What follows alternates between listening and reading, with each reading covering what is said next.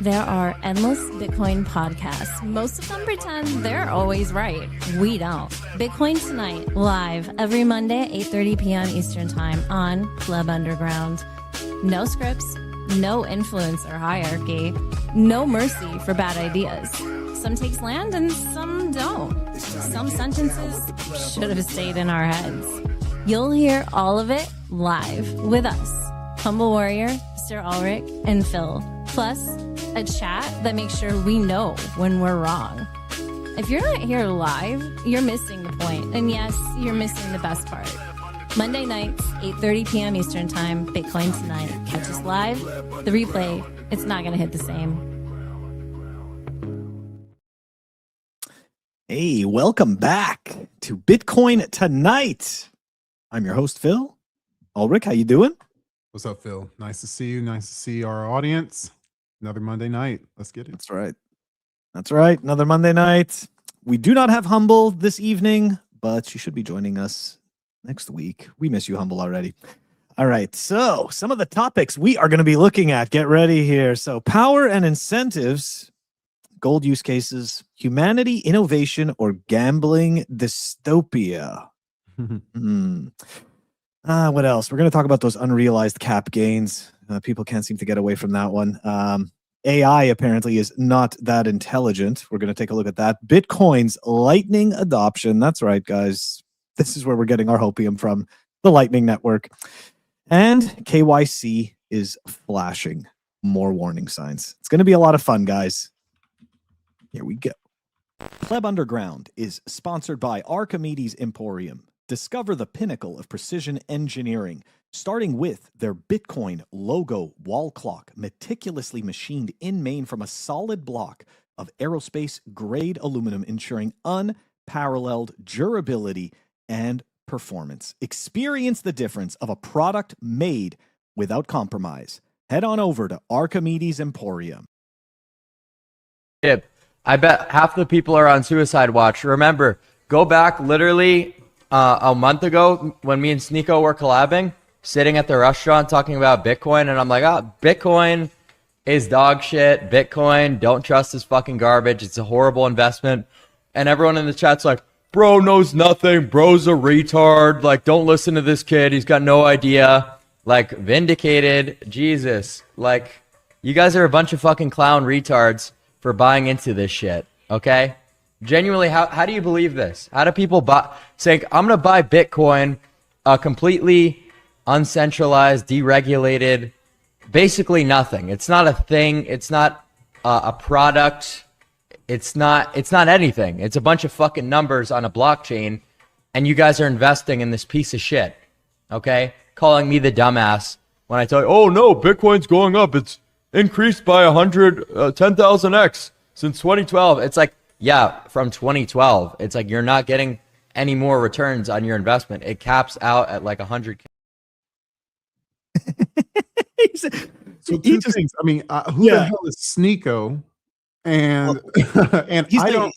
And isn't a fiat is numbers on a centralized ledger or someone's centralized database?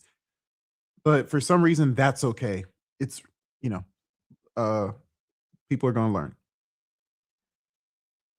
Okay, so Sneeko's like, I feel like he's like from like one of these gaming crews or something like that, and then he became like one of these YouTube influencers or something. No, I don't know.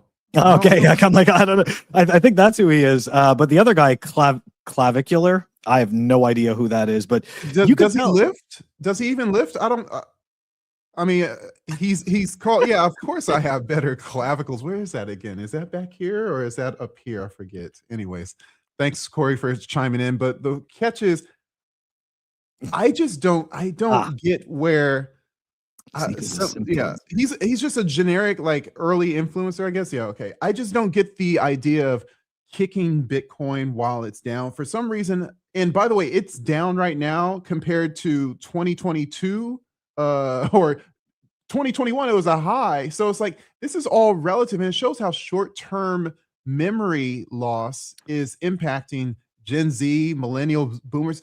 Another example why we can't outright just call out the boomers. There's a new generation that will come out and be dystopian leaders in your future and make you eat bugs and play in an Ethereum walled garden. I'm sorry, dude. Like, these people, there are bad people in every single generation. This war is far from over when the boomers are done being our leaders. Well, the new elites essentially just take over the old elites' positions. It's no different, right? Like, like the king is dead, long live the king. It's totally the same thing. It's no different, right? People who, once they get in power, they obviously want to stay in power, and they are going to create structures around them in order to create that moat, right? So, but the thing that I thought was absolutely hilarious about that video, it's like, people always come out to dance on Bitcoin's grave, and I understand, right? It's no different, right? Like, it would be hypocritical for me to say, like, look at that person, they're beneath me because they're doing this, but yet, like, I'll do the same thing for companies I see that are doing poorly. And sure, they may do well in the future, but the thing is this, right? If you're gonna dance on the graves, especially of Bitcoin, you better understand Bitcoin at least. And like, this guy spent that whole minute crying. He was actually, you could see he was much more focused on the fact that people were calling him a dumbass, right? So you could see this is much less about Bitcoin and much more about the ego trying to sustain itself. These people they always make things much bigger than them about themselves. We have to, Bitcoin is the great ego checker, right? I mean, we many times, many years, we have been humbled by Bitcoin. We're going to continually be humbled by Bitcoin. Let's talk about some people who are continually humbled by the economic environment around them. So we got power and incentives.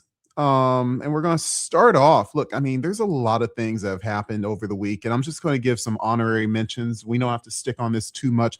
Coinicarus, right here, my co-host for this show. Let me quote him. Damn. He's quoting the Machiavellians. If the ruled revolt and succeed in overthrowing their rulers, it is not the people who come to power, but the leaders of the people, a new elite replacing the old elite. And this falls back to Sneako's friend and Sneako talking about, the Bitcoin. Guess what? They are leaders of someone. If they got 1 million people watching, they're leaders. And the catch is, they can hate on the Bitcoiners, or Bitcoiners can hate on the boomers. But when you get rid of the old guys, all we're going to do, this is the dynamic. And Rothbard mentioned this, but it's like the state always tends to formulate itself. So knowing that the state is generally inevitable, how do you put in defenses and framework to check the state to make sure it doesn't become overbloated or overpowered? Another thing that Claude, this guy, and Phil, I'll just let you chime in on all these things after I'm done. But this Claude guy, after many beratings from Bitcoiners, he just said the quiet part out loud. Nope, not an expert. I just believe Bitcoin crypto is all a giant scam motivated by greed and desire to undermine democracy. He's half right. And the dollar. I hope all who invest lose it all. If that makes me an evil person, so be it. He wants democracy and the dollar to thrive and prosper. Mind you, democracy for whom? We use that term democracy all the time, and it's kind of like that undercover, like, code word for the elites to make sure that you do what they say. And of course, honorary mention to Jamie Dimon. I know this is small, but basically JP Morgan acknowledged that after 5 years, him saying he did not unbank Donald Trump for the January 6th events, they came out and said, yes, we did unbank Donald Trump. And so what does that say? Look, this ain't any far right podcast, but what it is if Donald Trump can get unbanked, the guy who runs the world now, right? And he's the big boss, and he can get unbanked. What does it say about you? We are not, and we should not be defending these institutions that can, with a light switch, turn off your ability to buy food, pay your utilities, go outside. They're way too powerful, and that's why the infrastructure should be based on Bitcoin, so we can check our leaders, because the leaders are going to be there regardless. So make sure we are able to keep their power in check. Phil, go ahead. Yeah, no worries. And I totally agree with you. But going back to your earlier point, right? How do we put these safeguards in place against the state? That is an incredibly difficult question, right? Take a look at the history of humanity. We've created these structures on purpose because other systems that we have attempted to use have failed in the past. So what's the constant? Us. We're the constant. We are always, and I'm not saying like, oh, you got to kill every single person. Like, no, that's retarded. What I'm saying is that we are always the same.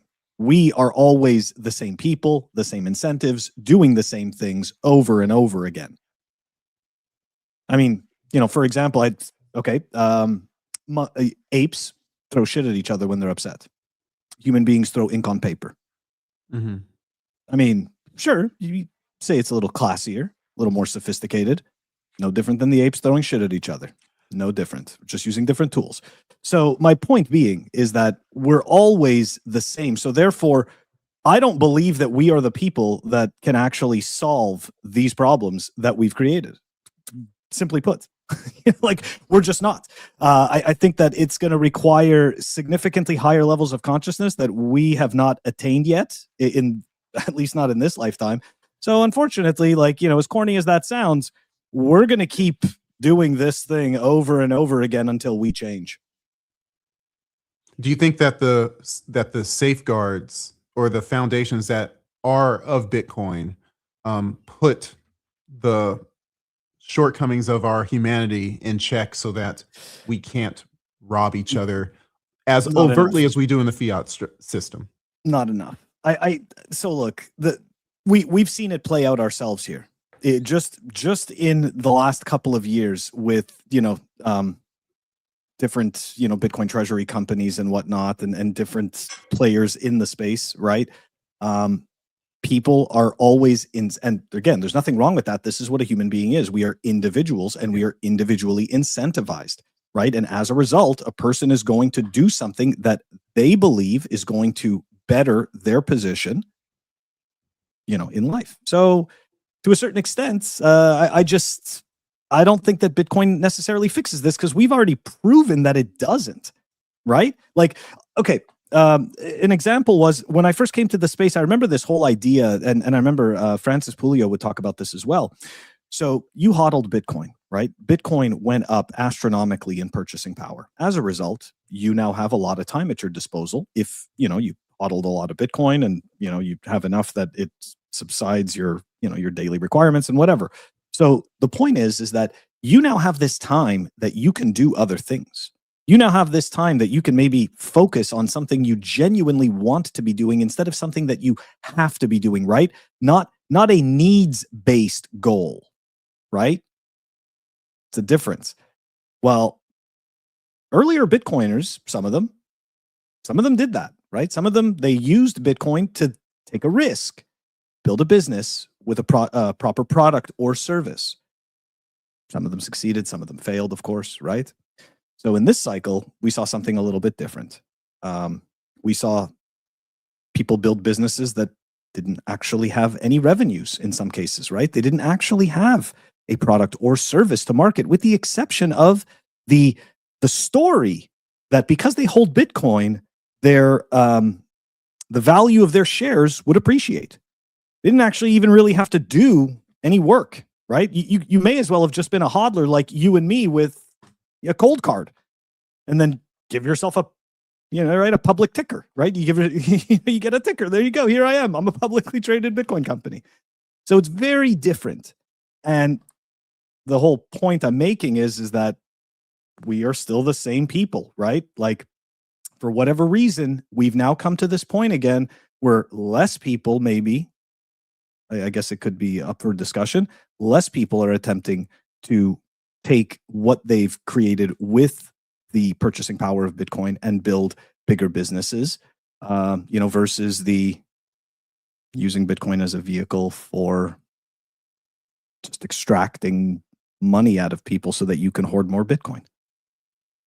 I don't know. It's different. Like it just proves that Bitcoin didn't fix this, in my eyes.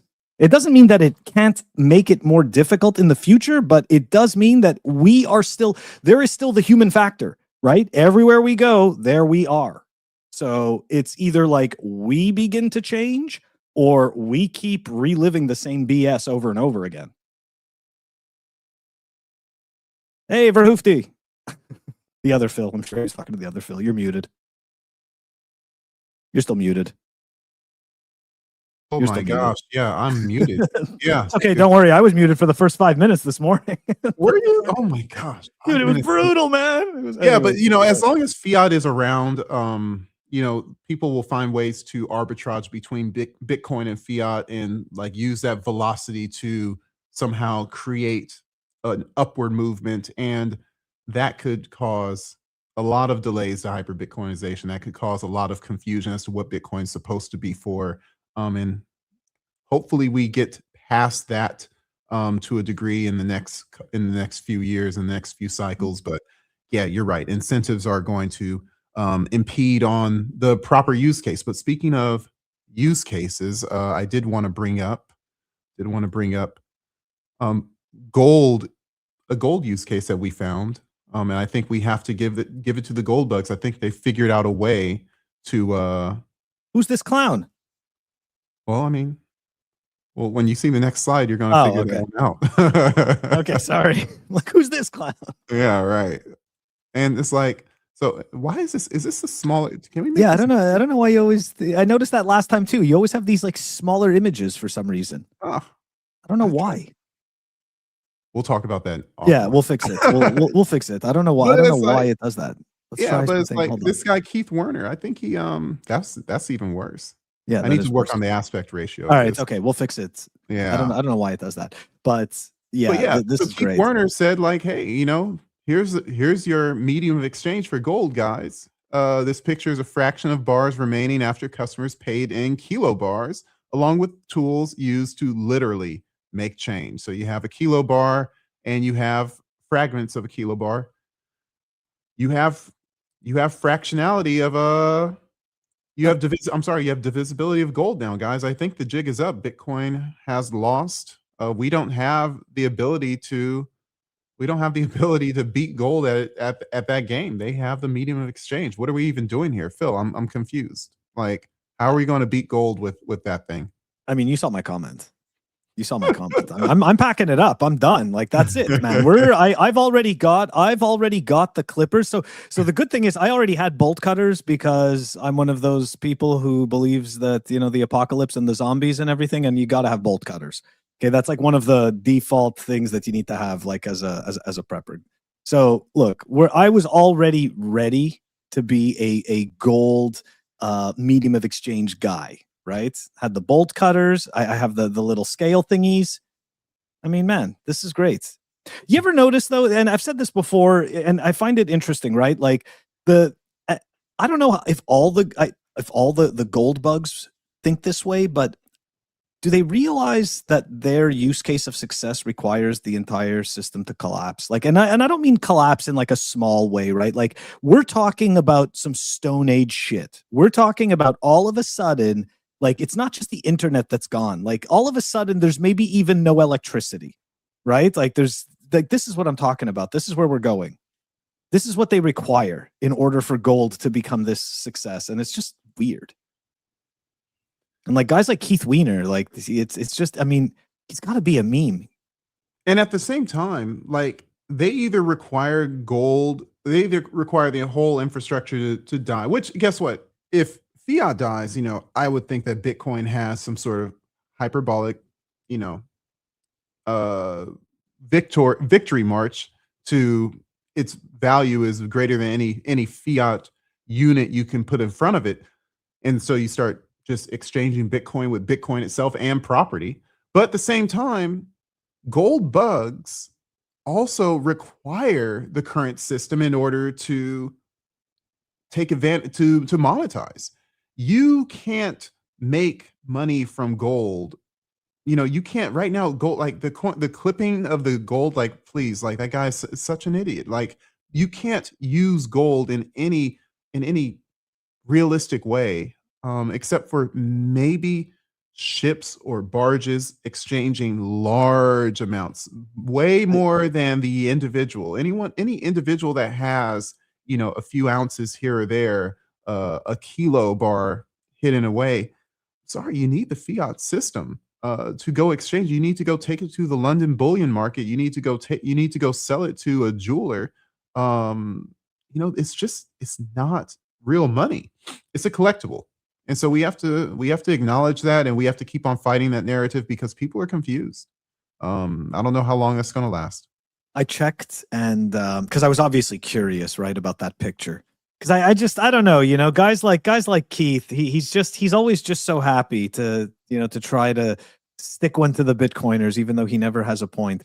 Anyways, Abu Dhabi and Dubai have like these, they're gold districts, right? They tend to use the bolt cutters. So there you go. So there's a use case somewhere. Yeah, people are doing this. It's happening. Right before you know it, this is what's happening, man. You're going to Wendy's and you got your bolt cutters. You pull them out. You pay for the burgers. So much for microtransactions. Remember how microtransactions were such a? I guess that's the Stone Age. It's the Stone Age, Ulric. You're just nobody's doing that. Wow. Yeah, no, you're not ready for the apocalypse like I am. Speaking of the apocalypse, at least a political apocalypse. The Supreme Court said Trump's tariffs were bad, and so Trump has to basically take away his tariffs. Of course, he said now it's 15% all the way around. But besides the political jockeying, the U.S. faces $175 billion in potential tariff refunds to, I guess, businesses that have upcharged or lost revenue because of these tariffs. And so you have to wonder, what happens to the Treasury? The Treasury is potentially in a bit of predicament, or at least alleged to be in a bit of a predicament. I think a lot of this is just political theater, because I think there's a way for President Trump to recategorize the tariffs under another rule. I didn't read too much into it, because when I saw that it's probably a 1/3 likely chance that any of that tariff revenue would be refunded, I'm like, this is not going to happen. People think, oh, now the Treasury is going to have to print. Everything's a print. It's like, I'm getting tired of I just thought that there would be a whole lot less political theater than there is now. I thought that we were going to have the Bitcoin president, and not that I cared, who Bitcoin would thrive regardless, but I just thought that there would be a little more, let's just create value. But everyone has their fiefs that they're trying to protect, and the worst part about it is that the regular people are so pulled into this distraction that they can't realize that the thing that could potentially save them economically is right in front of them, and now at a crazy discount. And people are on Twitter in their offices arguing about the validity of Trump's tariffs and Trump's war and Trump's ICE, when we should be talking about, is our dollar good for us? So I was reading that post again, right? That tweet again, and I don't get it. I don't understand. So this exposes the Trump admin to a potential $175 billion in tariff refunds. So do I understand correctly that all of a sudden they would have to pay back that $175 billion to those countries? Did I understand that correctly? Potentially the countries, and even some companies, I think, even some companies. Okay. Yeah. So whomever. Why does this matter?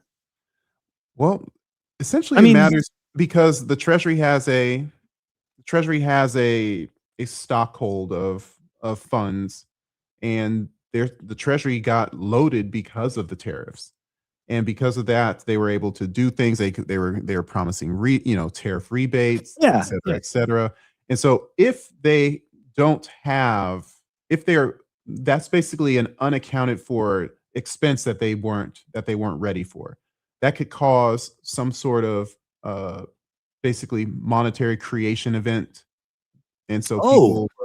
people are thinking like, oh, now that this is 175 billion that they didn't plan on having to expend of themselves. Now they have to do some sort of emergency monetary creation event. So that's what it boils down to. Okay. But in my opinion, when you look deeper into it, it looks like they're not actually going to do that. So long story short, this is big news for the people who say they're going to print any day now. But it ends up being a nothing burger. They're going to be able to recategorize the tariffs, and it's just going to be kind of business as usual. Yeah.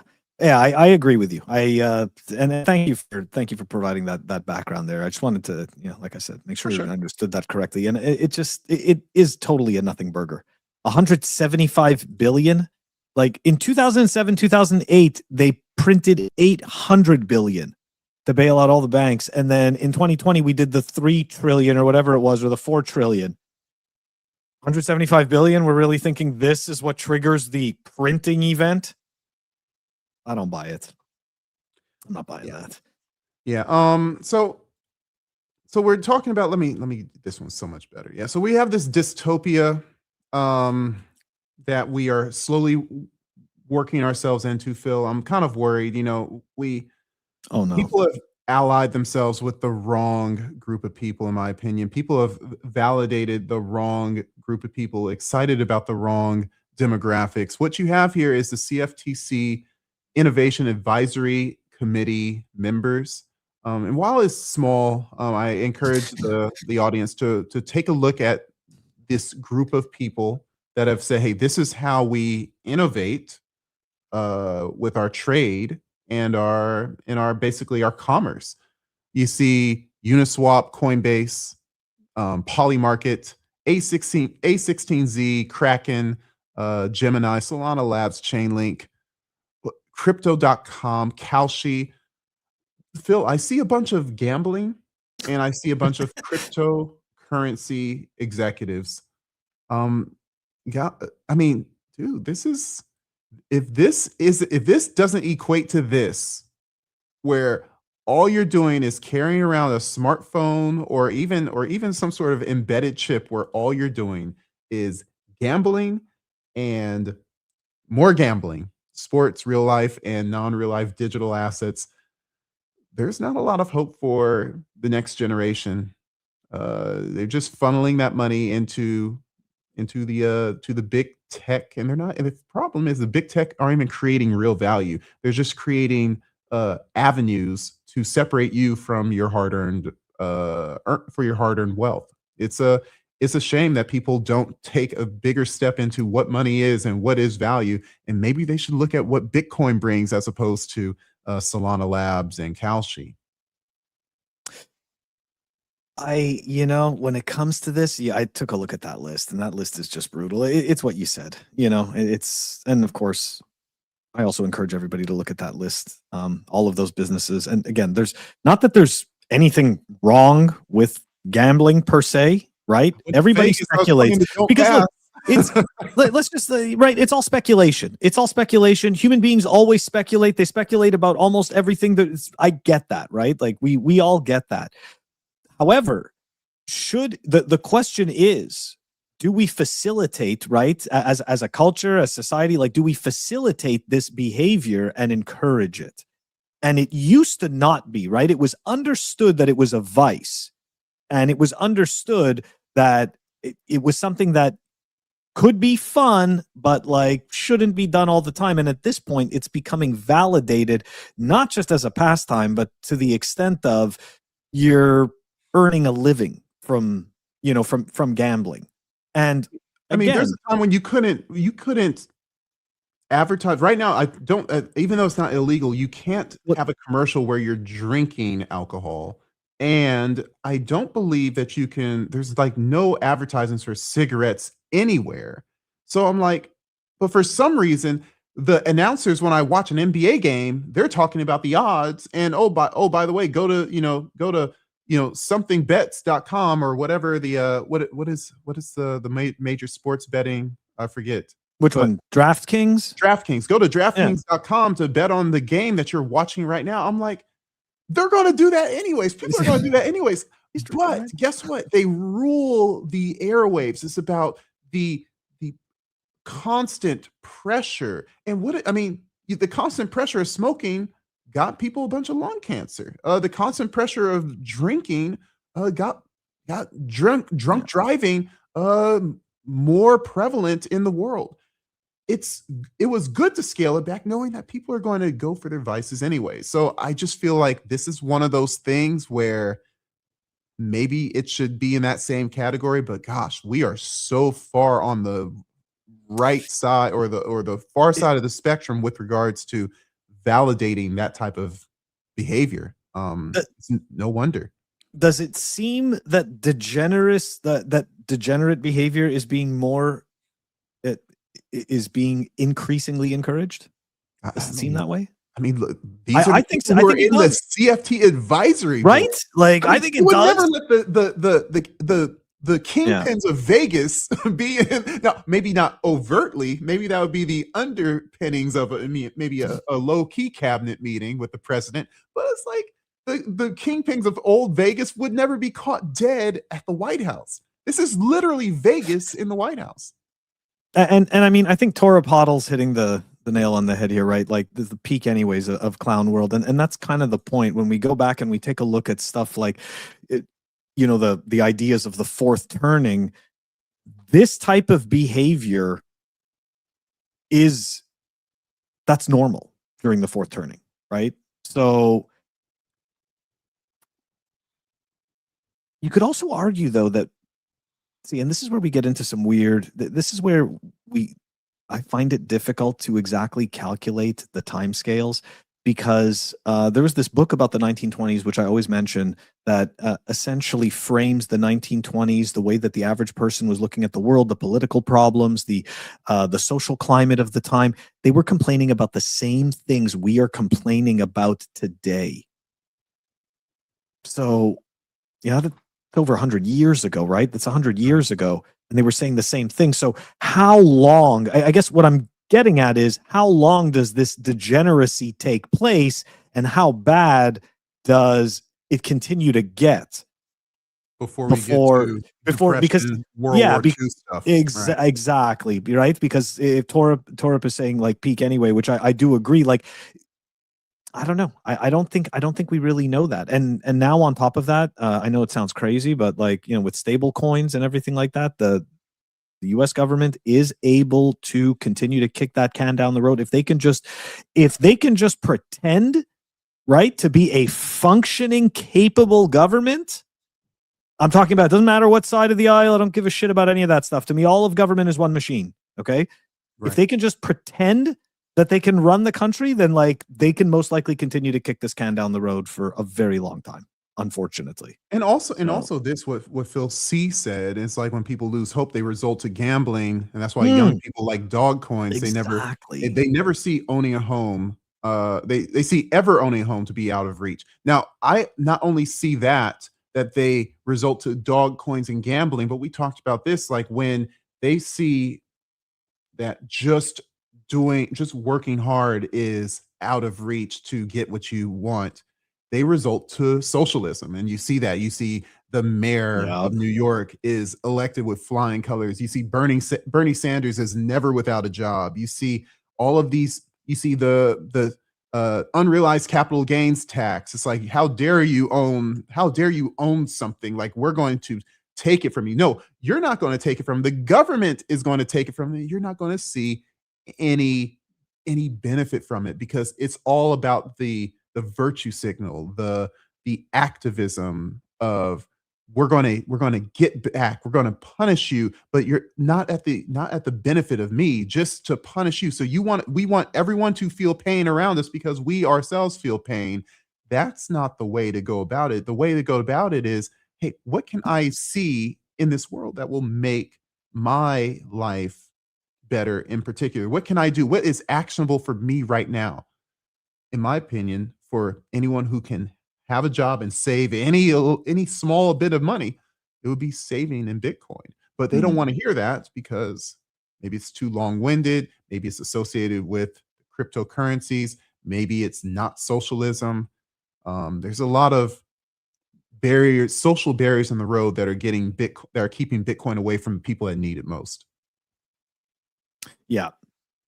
Yeah. And ACP also, right? Honest work is futile. Might as well gamble or commit crime. It's really, this is unfortunate, right? But this is exactly what the broken money does. Right. And what's really scary is that already 25 years ago, this was already apparent. But the difference was that we didn't have Bitcoin back then. So, we're going to get into a little bit of, gosh, I thought I had an AI image. I always like my little AI images, but we don't have it today. But we're going to get it. This is a long tweet, so I'm going to try to summarize it. Basically, this Microsoft research by the way, Microsoft and Salesforce, software as a service, dropped a paper that should scare every AI builder. Now, mind you, right now the stock market is going through, especially the software companies are going through a little bit of a scare themselves because of how much AI will demonetize their solutions. They're shaking up the future outlook for SaaS, software as a service. So it's funny that, of course, Microsoft said, damn it, we're going to get a paper so we can counteract this momentum. And so you have this, and it's basically said they tested 15 top LLMs, large language models, and with the comparison of single turn prompts and multi-turn conversations. And so basically the same model, same task, just talking normally, but the culprit isn't intelligence. Aptitude dropped only 15%. Unreliability exploded by 112%. So basically, the language isn't breaking down. The conversation isn't breaking down, but what the conversation is saying is breaking down. Long story short, if you don't tell the large language models, all the leading large language models, everything you want up front, like a laundry list, I want A, B, C, D, E, all the way down to double C. What ends up happening is somehow these artificial intelligences lose their train and they end up going off the rails. So, Phil, I mean, we talk about, this is a little bit of AI tonight. And with reason, AI is tangential to Bitcoin. All the miners are shifting or have feed in both mining and data farms. Of course, technology advancing. Look, AI isn't this grand thing that's just going to sweep humans away, I don't think, anytime soon. I think this is an example of it right here. You still need human in the loop. That's a technical term, it's a professional term. I think human in the loop is still going to stick around for a long time, just like computers came around and you needed someone to push those damn keys. So somehow you're going to be, even when we saw the Claude, we talked about the Claude agents creating a religion, a hoo-hoo-ha-ha religion. But while they were doing that, they were also stealing PII information, personal identifying information, off your computer while you're running it. And so basically with AI comes, hey, we need governors. We need people who watch AI to make sure that they don't take the wrong information, make sure that they don't do something erroneous, and you can quickly keep them on the track so that they can be efficient. Just like with any new innovation, new jobs form around them. It's just a matter of figuring out how they work. With enough time, new responsibilities will form. Your thoughts? So I think we should rebrand to AI tonight, because JD says no more medals tonight. Yeah, we just had medals tonight earlier. We were talking about that, weren't we? We had medals tonight, guys. Gold. Man, that was pretty clean too. Next, I have to work on. I didn't have time to work on my spreadsheets, so this was the best. I missed a couple of them. I missed the politics tonight, AI tonight, of course. But we'll try to get all of them in. It's okay. We're doing AI tonight now. We were doing gold tonight. Well, we were doing metals tonight before, but we didn't give it the official branding. But yeah, that article, that whole thing about how essentially AI gets dumber as you talk to it. Like it's. Oops. I mean, let me go back in all fairness, there's something to be. Yeah, go ahead. No, I said let me go back to it for reference. Oh yeah, for the audience. Yeah. It's kind of funny, right? Because to a certain extent, I don't know why I keep going down these weird philosophical rabbit holes tonight, but it's like when we're born, right? We're like this blank slate, and the world hasn't poisoned our mind yet with its crap. And then as we get older, right, to a certain extent, there are certain philosophical beliefs that we get dumber. So this is like, oh, look, the AI is just following the same courses. It happens real fast. Right? Look at that. Just like that. And right, because it's using so much compute, it's becoming dumber at a frighteningly faster rate. No, it's funny. I use it for I found that I really can't even use it to aggregate data that I use for my other basketball YouTube channel. I'm like, okay, I asked ChatGPT, hey, I need this much information about this player and this much information about this player, and they just get it wrong. And then when I asked, no, try to redo it and give me that information, and not only does it stay wrong, it gets even worse, or it repeats itself. It's like this is the only answer you're going to get, sucker. So deal with it. I'm like, I don't. Unless, like, there's just certain things that it's good at. And even after all this time, it seems to be getting really good with video. But those types of particular questions, not everything, like some things it's really profound. But like, I know my basketball stats. I'm like, that sucker is wrong right there. So you can't really help me. I'm still just going to have to do this with an Excel spreadsheet myself and download databases. When will that fix? I don't know, but I'm not going to wait for it. And, I think I think AI, again, people are all saying it. Let it be a tool. Don't freak out. Electricity's not going to hang people up by the neck and shock you to death. It's another tool that's going to save humanity time. We just have to keep it in its swim lane and not try to make it, what is it called? Not try to make it, this AGI overnight. It's not. No, it definitely isn't. And there's still a long road to go. I mean, I think, again, right, we gotta, it's important to have an idea of where we came from, right? Like, that's the other thing. Like, you don't really know where you're going if you don't know where you came from. And when you take a look, especially at the beginnings of people using personal computers, the internet and all of that, it's like, you look at AI right now, this is probably going to be an unpopular opinion, but AI right now is like, it's maybe at the 56K modem stage of the evolution. Like, oh my God. maybe, like maybe.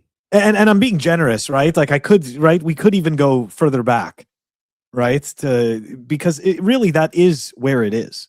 Do you trust you can't trust your job with that kind of stuff, like, especially a critical job, maybe some floaty whatever job. But it's like, if your job is the difference between, hey, you're either getting fed or fired, you really going to trust something that, like, and you're not going to give that sucker a once over, a twice over, like, hey, I trust this thing. Like, you could be out of like life critical things. I just feel like not a chance in hell. Okay. So here we go, Torups. And this is it, man. This is all we want, dude. This is totally all we want. When will AI walk my dog, pour my bourbon, pick up the dog's poo? I don't know. Wash dishes, right? How long have we been waiting on that? This is all we want, man. So this is the thing, right? People just want to be able. Yeah, see, Bitcoin Moon Guy gets it. It's AI tonight, man. This is the part of the segment right now. We've dropped the medals tonight. There wasn't enough viewers. We didn't want to talk about Bitcoin at 63K. Yeah, who cares about Bitcoin? Bitcoin sucks. It's over, guys. Like, chill. Man. Yeah, it's 63K on the way to zero. Like that's just what's happening. But look, going back to this really amazing thing that is growing and becoming so important, AI, right? Way better than Bitcoin. We just want this thing to walk our dogs and to do chores. We don't want to do chores. Right? Everybody was, I don't know about you guys, but having one of those, the mopping and the Robo Rocks, right? Or the Roombas, well, not Roombas anymore because they went bankrupt, but the Robo Rocks and stuff like that. They did. Yeah. That company, iRobot, I'm pretty sure that they filed for bankruptcy and then they got bought over. Wow. Yeah, they sucked. It's weird. And they had first mover advantage. Like, think about that, right? Usually first mover advantage gives you like a minimum of a decade where you can build where other people are trying to catch up. These guys Crazy. somehow managed to fuck up their lead, and then other people came in and ate their lunch. And honestly, these other vacuums are so much better. But the whole point is, we just want AI to do all the crap that we don't want to do at home. Like, it's really cool that it can answer emails. I can do that shit. That's really not that annoying. Okay. What's really annoying is vacuuming and cleaning and doing all of that. AI can do that shit. And the problem is, Yeah. it's funny, this AI solutions, what it hasn't done, they're not working to benefit the people where saving time could be the difference between, hey, I can spend time with more time with my children. Hey, I can learn about, guess what money is, because people working all these hours a day and then picking their kids up from school and then feeding their kids, they ain't got time to learn about Bitcoin. And these AI solutions, it's like, oh yeah, we'll give you more entertainment. We'll give you more ways to gamble. We'll give you more ways that you can just veg out where you're not saving any more time at all. Now, the people, the creators, of course, we have some solutions, but for the people that for life critical things, for time critical things, it has fallen short. Maybe the Tesla robot will come through and do that kind of stuff. But again, right now, people need their time more than ever as inflation continually eats away at our time.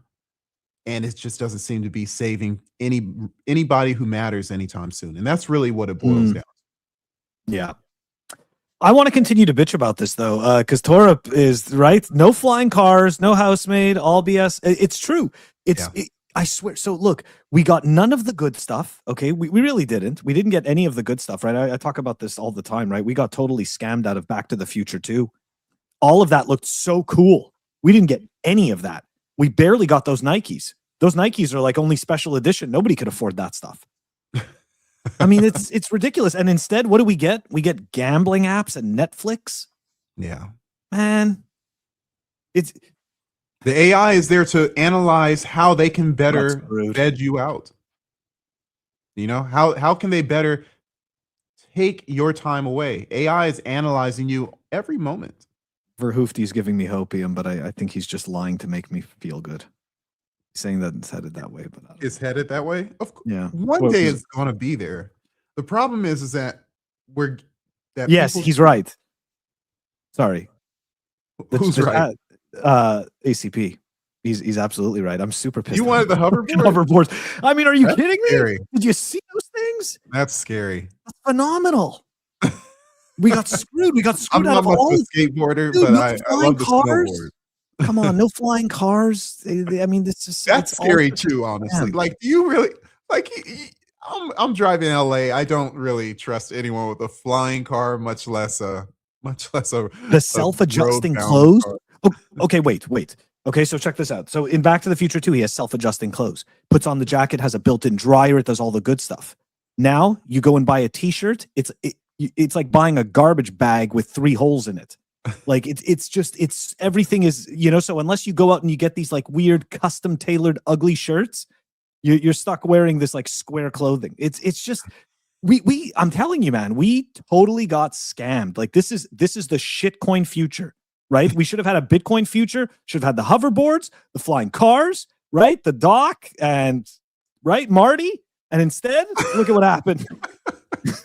No fucking Marty, no dock, no hoverboard. What you realize is that we got Kalshi instead. People are gambling on stupid stuff because they're broke. No one's gonna revolt, man.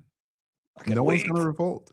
Honestly, they aren't. Like the things that like the Kalshi gambling on real world events, it was like cool for a moment, but it's like I look at that stuff of like I haven't touched it in months. I'm like, I don't even understand why people are still interested in it. I just feel like all it is a way for insiders to legally scrape a little bit of free money from you. Like, oh, I wonder what. Yeah, I mean, Brian Armstrong did it. I wonder what this guy's going to say at this meeting. Oh, it's like, hey guys, I'm going to say pig, donkey, and tutu. It's like, okay, guys, yeah, let's dump on those words. And it's like, come on, like, guess what? You get to petition words. It's like, hey, what Does anyone want to take odds on this? Some dummy says, oh no, he's not going to say that. Oh, you lost your money. And it's like, it's so dumb. Like, it's the perfect formula for insider trading. I mean, it's legal insider trading. That's how I see it. Oh yeah. I mean, it's ridiculous. I mean, look at what's happening with like World Liberty Financial or whatever the hell. I don't know if you saw what's going on there. Supposedly their co-founder accounts got hacked or something like that, and their USD1 got depegged, and you know, it's just, yeah. And then Eric Trump started deleting all these tweets and stuff. You know, like it's just insane. It is just insane. Sorry, I got to go back to something because Torup's just on fire. Guys, the chat, you guys, all of you are on fire tonight. But he's right. He's right, man. Biff took over. And that's why I replied back and I said, it's true. And we're on the skewed timeline. Biff took over and now we're screwed. Why? Because of the Sports Almanac. And look, what is that? Gambling. You see? I don't know what this all means, but somehow we're screwed. And this is why we don't have hoverboards. That's all that this equals, right? This is right here. All of this is we don't have hoverboards. It's okay. We got climate change. It's not climate change anymore. Did they change the words to it? It's not global warming anymore. It's climate change. That's right. Because it can be hot, it can be hotter or colder. I literally wore my Mammoth Mountain like jacket to work last week. I live in Los Angeles. Like, there's no way there's global warming, guys. Like, big scam. And I read that there was over the last 30 years, there's $16 trillion spent estimate worldwide on climate change referendums and movements. And people are saying, like, gosh, there could be no homeless people with 16 trillion. If you really wanted to play socialist games, you could cure cancer if they really wanted to. Of course, they probably don't. There's so many things that you can do to make the world a better place with 16 trillion, but it kind of had to get laundered into these scam companies and government mandates on nothing more than a lie. And I know a lot of Bitcoiners some Bitcoiners would dislike that kind of talk, but I'm sorry, like, if you got duped into believing that global warming is a thing, I could show you the last 2 years of weather data, and it ain't happening. 3 years even. I'm like, no one in my circles, and I live in LA, no one's talking about global warming anymore. Just imagine being able to convince other people to live a shittier life to save something that they can't quantify, see, touch, taste, or smell in any way, shape, or form. But what they get instead is to feel good. That's what it is. It's just so mind-boggling, and we have it's to also save our democracy. But also, it gets me thinking. Right? It's too bad I don't remember this in its entirety. But like, there's something about how like 800 years ago the Earth was actually warmer than it is today.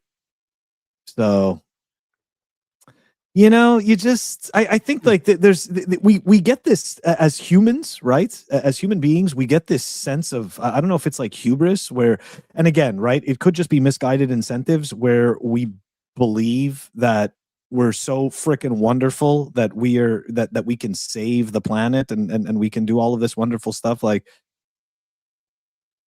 I think that's an overestimation. I think it's an overestimation. It's a real thing. Yeah, it really is. Because at the end of the day, when you look at all of these different quote unquote climate change innovations, what have we really done? Besides Inflation Reduction Act, I mean, I think we didn't save inflation. That's right. No. So there is something interesting though. You'll notice that climate change doesn't go away no matter how much money you throw at it. It's interesting. It's almost like inflation. Yeah, almost like an additional tax. Weird. Yeah. I mean, I've honestly, usually you can get really good results if you just pay higher taxes. So that's what that's at least what the state tells me. If I just pay my fair share of taxes, then things will get better. Look at that. The state. Well, tonight. Tonight. What are we going to talk about the state? Well, we have an update about Netherlands unrealized capital gains. Looks like we'll have signed a petition. You know, I understand the energy, but I don't. I'm bearish on petitions. But over 4,000 signatures collected against this 36% unrealized capital gains tax. 15,000 in the past 3 days at the time of this post.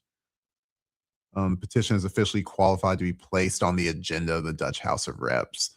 Phil, you have any more insight onto these poor Dutch people that are about to get taxed just for owning, and they don't even own it, just for the tail that you own a share in a company is, again, more fiat. What do you have for us? When you're not elite, you play by different rules, okay? And you should be grateful that they even let you hold an asset to be able to pay the unrealized capital gains tax, okay? Some people aren't even allowed to have. You're not even allowed. That's right. My wife's home country, Mother Russia, they can invest in, at least her family, upper middle class, mind you, not elite, not poor, upper middle class, dollars, euros, and a savings account that's really, really good because banks die all the time over there, like 12, 18%. So they're paying you for risk, right? Yeah, that's it.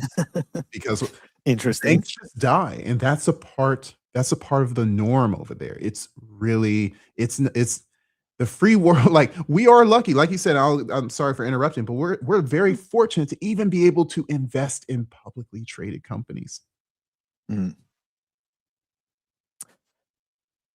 It's really, I just, again, right, I've said this 1,000 times before. I just don't understand how people do this to other people when they wouldn't want this done to them. But the reason why I chose that specifically, right, and this goes to, it's interesting that BTC Moon guy said this, right? Again, this is BS and will never happen. I totally agree. However, the point of it is not to actually happen. The point of it, at least in my opinion, is for it to just always be there as an eternal boogeyman, right? So something I've noticed that we often see when it comes to regulations is that there's oftentimes an extreme proposal, right? Usually something that is completely absurd, out of hand, such as unrealized capital gains, right? And then it creates a stir, right? There's an uproar. There's a pushback. Now, all of a sudden, based on that pushback, there's a conversation that's happening now. Well, now, all of a sudden, there needs to be committees. There needs to be people that look into this. There's a bureaucracy that starts, right? And it's like the bullshit starts to flow. We said it the exact same time. Overton window. Exactly. And that's the whole point of it. And then it's just there. It's like luggage. It never leaves. The natives are getting restless. You know, it's that meme with like, bring out the unrealized capital gains, whatever her name is there from Austin Powers. Right. Where she's screaming, you know? Yeah, exactly. Like, it's like, oh, there you go. See, look, unrealized capital gains. Then everyone gets quiet. Okay, we'll fight that again. It's so crazy, and it just gets used over and over again. It's insane. Yeah. But yeah, I do agree with BTC Moon guy. I don't think it happens. I'm really glad, obviously, to see that 40,000. Like, do you know how quickly that happened? I mean, we talked about that dropped like 2 weeks ago.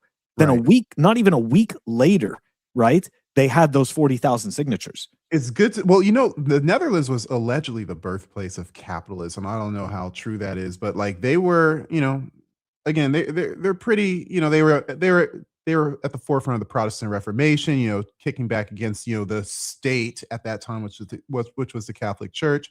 I think they were big in capitalism. So it's nice to see that there are, and of course, there are great Bitcoiners over there in Western Europe, Eastern Europe, of course, but Western Europe, there's some great Bitcoiners, and it's nice to see that they aren't just lying down and taking this. So hopefully they're still fighting them. You saw the Dutch farmers from like a couple years ago. There's like the trucker convoy. They did something similar with their tractors rolling up on the government because they were going to try to basically turn their farms into into solar panels or apartments for immigrants, one or the other. I forget, but the Dutch farmers revolution back in 2223 shows there's still some fight in Western Europe.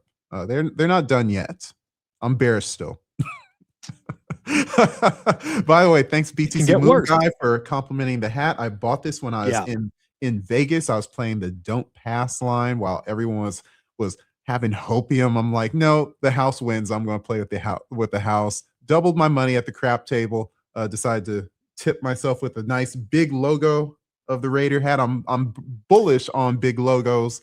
Love that. And of course, you know, the pirate theme kind of goes with the pleb underground a little bit. And Bo Jackson was one of my heroes. He's the reason I'm still lifting weights right now. You know, that guy was a beast, and I'm trying to just continue to follow his footsteps. Didn't he also play baseball? Yeah, Bo Jackson was a multi-sport dude. Bo knows a lot. You know what?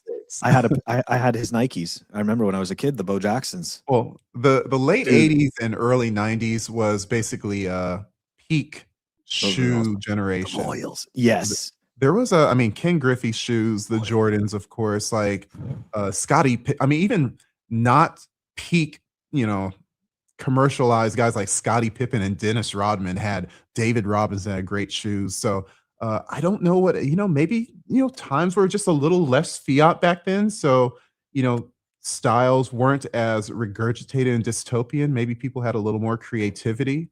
You know, it's the 90s. People say that we peaked as a society in the 90s.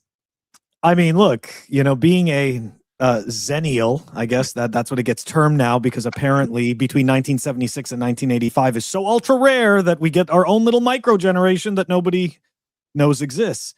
But man, that was absolutely peak. So specifically the Jordans, the Andre Agassi's, and the Bo Jacksons. Dude, I'm going to have to search that. You didn't even know. Yeah, you'll have to. Dude, the Agassi's were like the sickest. Anybody who remembers that from those Nikes back then is like, yes, Phil, the Agassi's were the shit. I did not rock the Shaqs. Those were the Shaqs. Reebok made Shaqs. Come on. Nobody's wearing Bebox. Those weren't cute at all. Sean Kemp, I didn't know Sean Kemp had a shoe. Nobody knew Sean Kemp. Even he didn't know that he had shoes. Drinking was a problem for that guy. Oh my goodness. Even know. So now this is 90s tonight. We're definitely 90s. Yeah, sorry.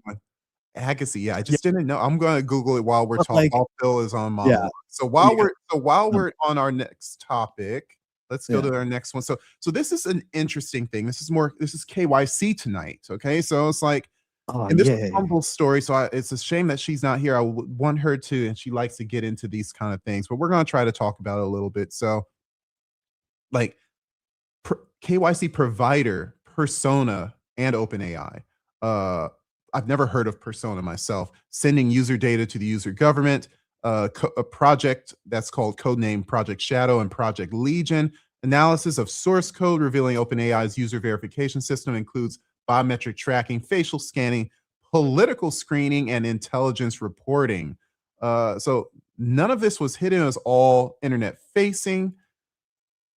And we'll go back to the main page, but I think this one is the kicker that'll give you guys interest. I just, you know, Corey was just here. Maybe he could have explained it, I guess. You know, he came in, Corey joined us too early. I would have loved to have him explain why Swan Bitcoin is on a list of all of these companies that are very, you know, Discord is dystopian, OpenAI, you know, you're obviously giving them all your information.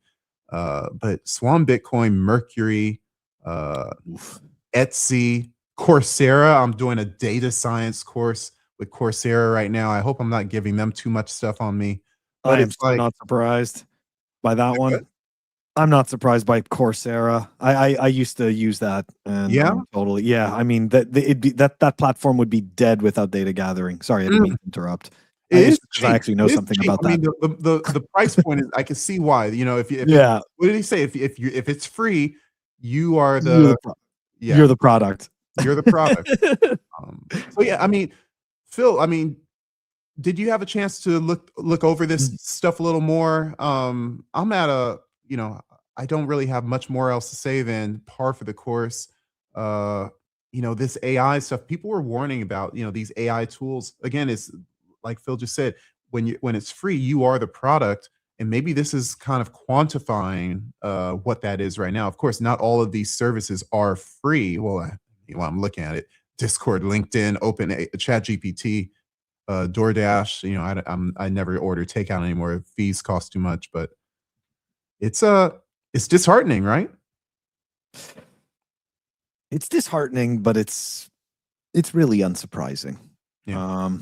I mean, look, at this point, this is, people have been more or less trained to just simply give data away, right? The default is, how do I say this?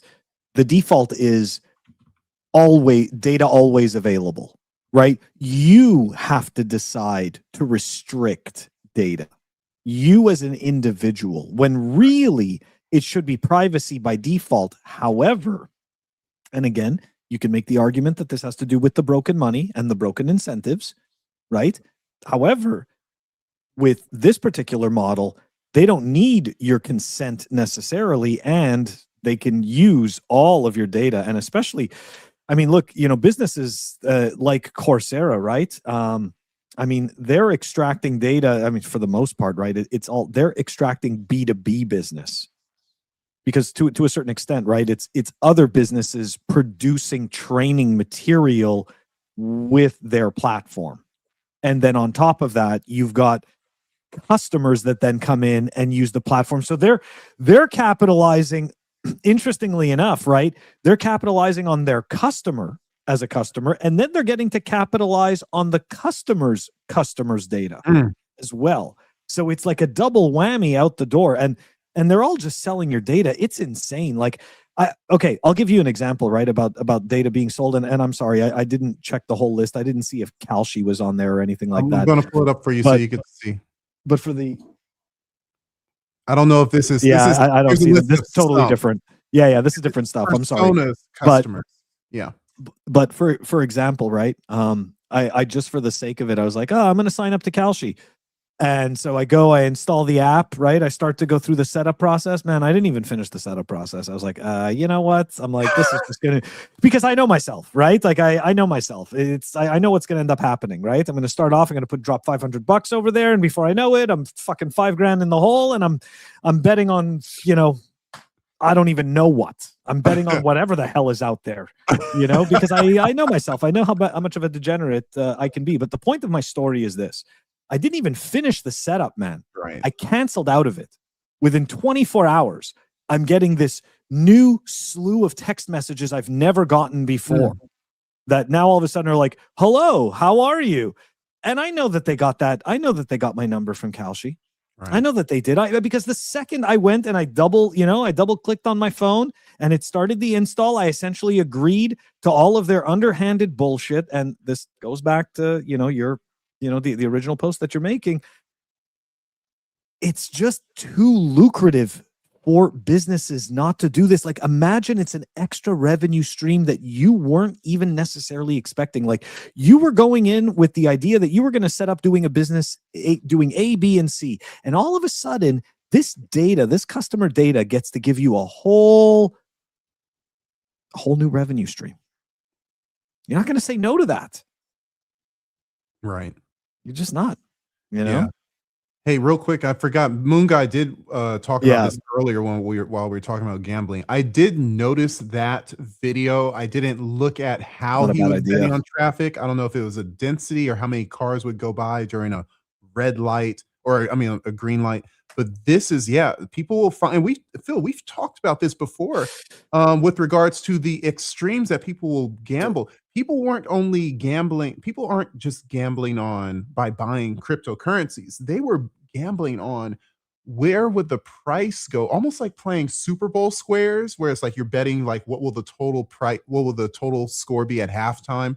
But they were betting on squares for the price of Ethereum on a 1 minute basis. Like, what would be the total value of the price at the close of a minute? And then it would be a square. If you pick that square, you would make, $500 5x your money, or 10x your money, or 1x your money. It's like, wow, like you just buy Ethereum. Just buy Ethereum. Like they were betting on the price movement of Ethereum, which guess what? It sounds like Kalshi. It sounds like a lot of volume that was taken away from potentially just buying Bitcoin, rather than people are just betting on the price, which is Bitcoin futures. The futures market. Do you think the futures market messed up our upward gains? Or do you think what do you think about the futures market in general? I don't know. I don't think futures market necessarily really screws up anything. I think it's necessary. I can't explain it better than that, because really I don't do any kind of like deep any kind of deep research, and I'm not going to pretend to be like a knower of those things. Okay. But I do believe that it is necessary, at least for price discovery, and at the very least, people will always speculate, and especially speculating on the future is like our number one thing. That's right. So why not have a regulated market, specifically for it? Yeah. So, also wanted to go back and say I did find. Let's see if I can pull it up. Did find some Andre Agassi shoes. So I didn't know about these. 3/4 length height. Say what? These are 3/4 length, right? They're not full height, right? They're not full high tops because they're tennis shoes. Right. I would get the. I've always liked the 3/4. These are cool, and these remind me of these Pumas that I have that were actually the Isaiah Thomas Pumas from the late 80s. But this is like almost a Nike version of them. I've never seen these before, and I gotta say, J-Dub, I mean, let's go try to find these, man. Good luck. Let's try to find these at a local mall or something. I'm pretty sure there's got to be some shoe stores that will have these. These right here, the ones on the left, it's like not 1, 2, 3 down. That is like, I'm pretty sure that is like the first one. Yeah, that is just such a sick shoe. It's I think the 90s were so they're amazing. Not it was anymore? No, of course not. Andre Agassi's like what? He's like 70 now or something. They go back and make these at this point. Hold on, Foot Locker. I think Foot Locker has the Nike Air Tech challenges. I clicked on something else. I'm not going to go through my web browsing just for shoes right now, but I think I see some Nike Air Tech Challenge 2s. So they are there for Foot Locker, $150. Also, Nike Air Check Challenge at StockX. I'm not going to shop there. I'll go to Foot Locker. I'm going to buy some Air Challenge 2s. And when I do, I'll report back in. No, we're not doing. I'm not no sneakerhead. We're not doing that. We're going to get the honest reproductions that are just simple, $150, $100 to $200 shoes, and say, hey, remember when just a reminder of how the 90s were great. And then kicks tonight. That's right, man. That's not. I think we're going to break a record for how many different tonights we have. Let's see what else we have on everything but Bitcoin tonight. Bitcoin we're back at take a look at the price. Let's just go see how we're doing. We were sinking like a stone before the show started. We did the wick down to 63.5. All right, 64. So we're dead. We're 64.1. We're dead. Okay, so look, we did this is actually not bad. But it depends on which way you look at it. Depends on who's in charge. The flat top isn't good, but the long wick. Flat is definitely 90s tonight. Yeah. But it's okay, because even if the price is going down, adoption is growing, right? The Bitcoin Lightning Network exceeds 1 billion in monthly volume. Yeah. And it's hard to see that those other metrics at the bottom, but basically August 21, we had 12.1 million in monthly I'm sorry, estimated Lightning transactions. What is that? November 2025 is 100. See, so even small on my side. Let me see. What does that say? 1.17. That's why. So in November 24, it was 5 times less. 286 million. August 23, 78.2 million. August 21, 2 years before that, 12.1. So I mean, Phil, it's definitely growing. Like this is not. It's not like a novel thing. Like Lightning is a real use case. does that matter to anyone, or people are going to continue to pretend that doesn't exist? Of course, there's scaling issues, I guess, but hey, no one's adopting Bitcoin, so I guess it doesn't matter if it scales or not. I mean, look, the shitcoiners definitely want to pretend that Lightning doesn't exist. The Bcashers 100% want to pretend that Lightning doesn't exist or work. The privacy bros definitely want to pretend like Lightning doesn't work. So look, you've got a whole bunch of people that are truly incentivized, and let's not forget, right, other competing quote unquote L2s. Right, guys like Paul Stork with his drive chain stuff. He's also, if I'm not mistaken, he's also a pretty big critic of Lightning, and that's totally fine, right? I think that people need to remember it's not a silver bullet, right? It's not going to be the end all. There are going to be multiple solutions that work as layer 2s hand in hand. There's going to be layer 3s. There's going to be, maybe off chain, probably going to be a bunch of off-chain products as well, right? I don't see why not. So to a certain extent, right, this kind of stuff, it definitely doesn't bother me. It doesn't bother me to see these competing type of products, because I believe they have to happen, right? If we're claiming that this is an open network and people can build against it and all that stuff, then of course I think that we should see those things. When it comes to Lightning, though, I saw somebody commented saying, making fun of it, saying, well, if it's private, how did you get this data? So look, one of the trade-offs about Lightning is that you can have centralized hubs, right?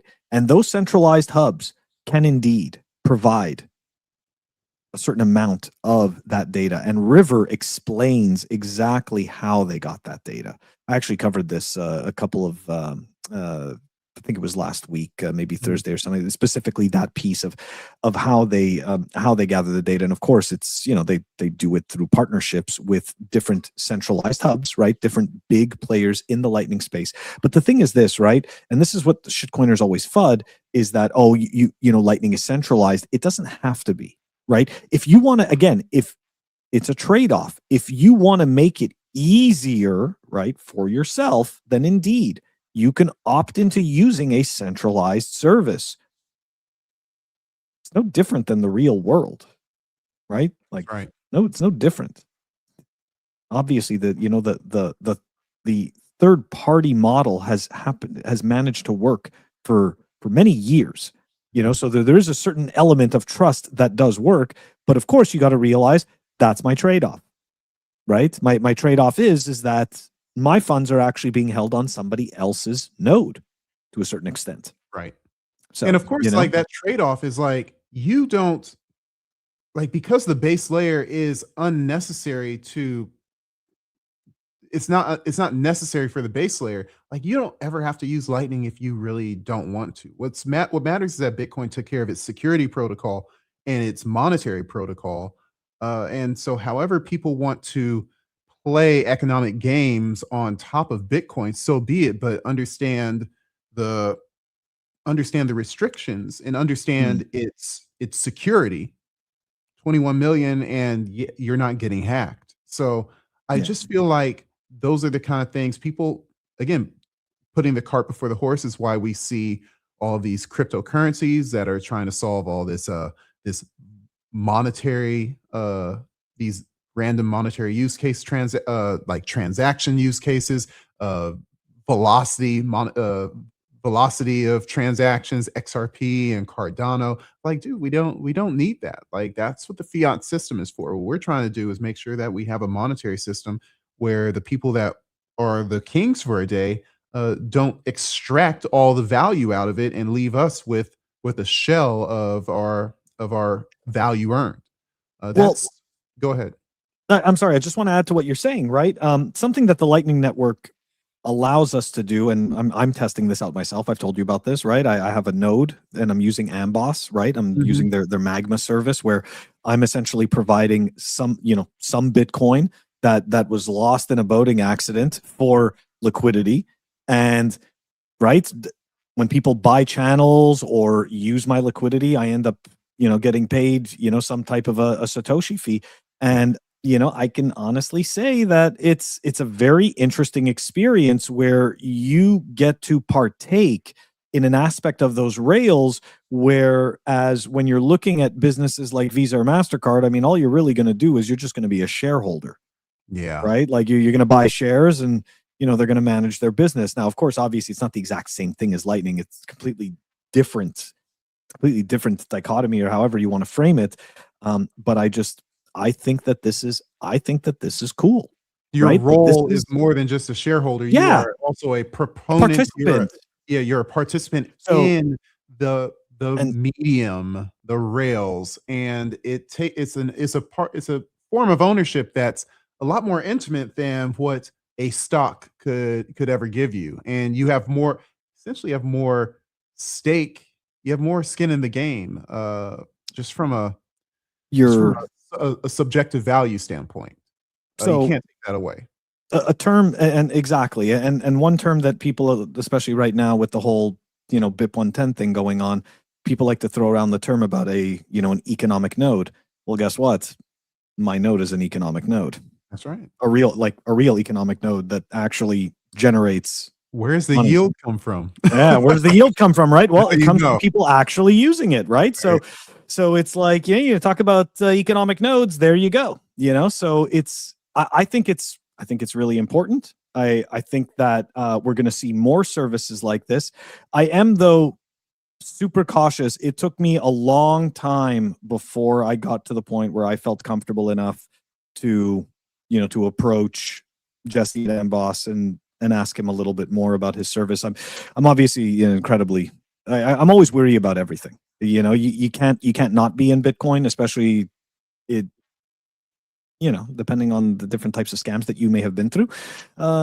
It's tough, right? It's tough to just trust everybody or anybody. So, anyways, Bill C has this question. I think. Oh, before he has this question, I want to say to J-Dub, let me know when them AirTechs are not sold out so we can go cop a pair. Hopefully they have some size 13s. They never do. Anyways, so back to this one. Yeah, Bitcoin. It's funny when the fiat proponents or the naysayers, the anti-Bitcoin people will compare Bitcoin to Visa, compare Bitcoin to mediums, to basically layer 2s or layer 3s of the fiat system, but they won't compare it to the base layer of the fiat system, where the fiat system base layer settlements can take multiple days, 24 to 48 hours. I did a piece on this, I believe, when I was at Swan. However, it may have even been here, I forgot. But the catch is like Bitcoin settles every 10 minutes. That's a way faster settlement layer. But however, it's so fast that it's compared to the monetary layer or the exchange, I forget the general term for it, maybe either monetary or the exchange layer. And those that settle in, seconds, they say, oh, look how slow Bitcoin is. Well, it's not the same.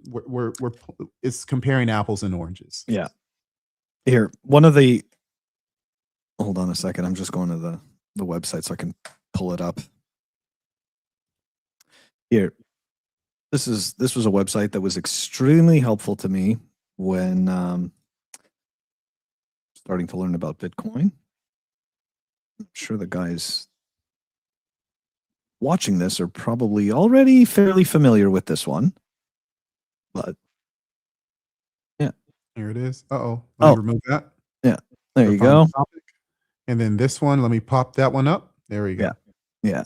Oh, sorry. I got to expand. So here you go, right? A lot of times people sit there, especially, of course, right? You always gotta refer back to the shitcoiners, right? Because the shitcoiners are always telling you what's wrong with Bitcoin, right? Oh yeah, it's too slow. It's all that. Look how much faster this is. Look, let's take a look at Bitcoin Cash, because people always love to talk about Bitcoin Cash and they think it's so freaking wonderful and all that stuff. So here you go. Okay, so Bitcoin's 6 confirmations. Okay, estimated time 57 minutes. So if you would want the same level of transaction finality, right? That means the same level of security, right? Of your transaction not being undone, right? Well, here you go. 720. Okay. So you would need 720 confirmations on the Bitcoin Cash network to achieve the same level of finality as Bitcoin's 6 confirmations in 57 minutes. Guess what? In order for Bitcoin Cash to achieve that level of finality, it takes 5 days. Literally, it's no different than the traditional banking system. It's, yeah, exactly, right? Look at, so there you go, Monero.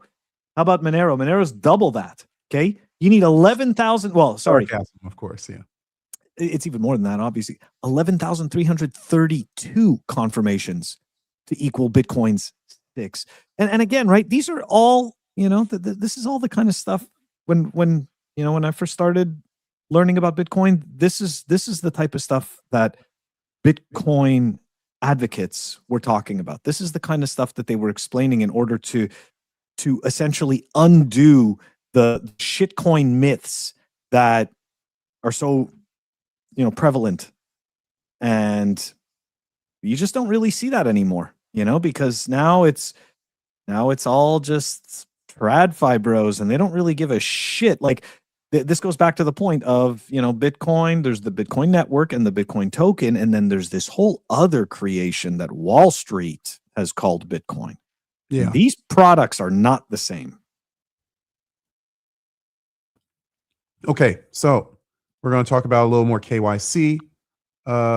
Essentially, and this is a small, Very evil. Small text, but this is a thread. You guys can check out the show notes and read the entire thread. But basically, the original poster is saying Sats Disco. He says, so I don't know why more people don't scream about this, but KYC does not prevent crime. Excuse me, guys. I'm going to lay out the numbers here because people do need to see this. The cost of pretending it works is measured in actual human lives now. Follow along. Now, this is a 15 thread post, but before I even finished the first post, I'm like, you know, this sounds familiar. And he did mention the original researcher that he's probably taking from a little bit. This Ronald Pohl no longer posts on Twitter. His last post was maybe a real post ago. Maybe 3 years ago. But this was like his claim to fame. This one post that kind of summarized, and you can go to Ronald Pohl at Ron Pohl on Twitter X. And it basically summarizes, hey, AML scorecard crime, 0.05% impact on actual criminal finances, 5.3 times more risk for banks penalized more than criminals. That means the banks, okay, the banks don't even benefit from KYC. It's actually just more ways that the government can encroach on or regulate banks. Regulate in basically a nefarious way, increase the costs on economic activity by 20,300% and harm millions of ordinary people, communities, legitimate businesses, and countries harmed by anti-money laundering. Of course, we know that Elizabeth Warren is one of those big advocates for this, but guess what? You know, this is just a way for her to control financial institutions. She's head of the Senate Banking Committee. And this is how, I wouldn't be surprised if her whole anti-money laundering career is how she's increased her net worth by 50-fold, 100-fold since she became a senator. Phil, what are your thoughts? On Elizabeth Warren or this whole thing? Whole thing, and then you can get the Elizabeth Warren. Yeah, because I'm just gonna leave the Elizabeth Warren stuff out of there. That's fine. That's easy. Yeah, that's easy. Like, that's just cheap shots, right? So look, Dr. Ronald Paul, probably the world's foremost expert on KYC AML and debunking its effectiveness. And what you learn from this guy is that nobody gives a shit. This is what you learn. You learn that nobody cares about KYC. Nobody cares about AML. Nobody cares that the banks essentially are the ones that not only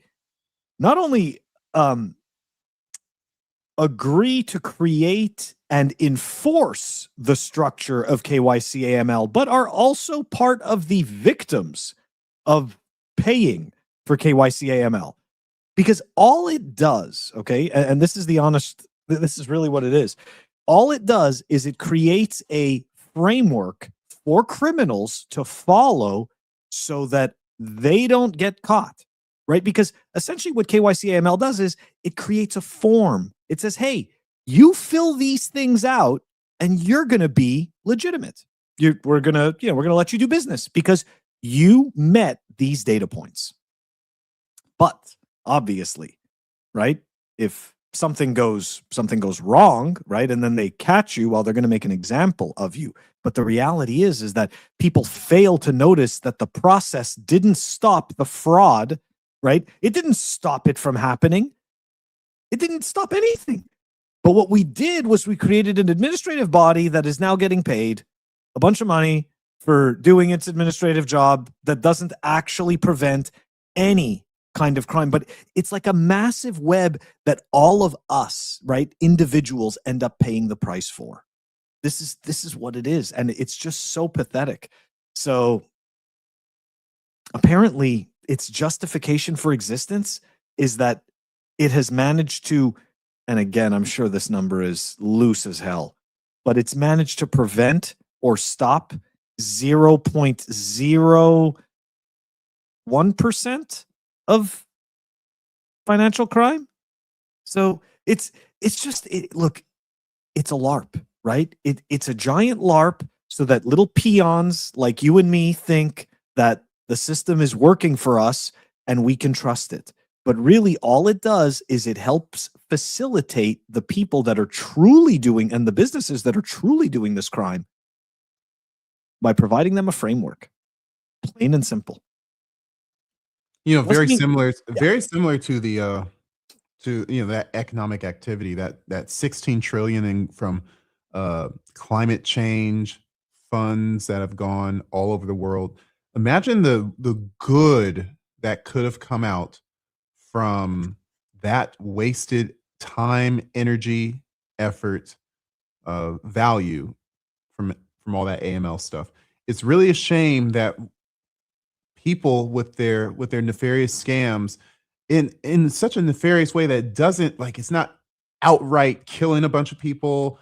People aren't bleeding in the streets, but you see the byproduct of the denigration of society. It's like people are starving, people are dying indirectly, and yet still that value is placed in these money pits. Essentially, it's a crying shame. It really is.